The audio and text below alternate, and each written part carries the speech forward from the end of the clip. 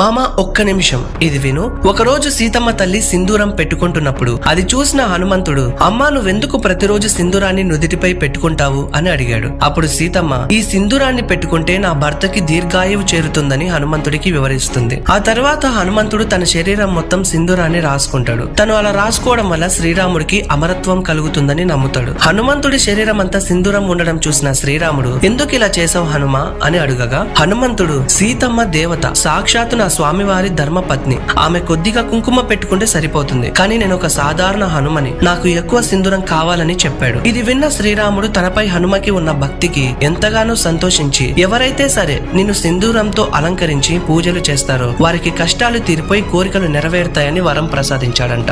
అర్థమైందా మామ? బాయ్.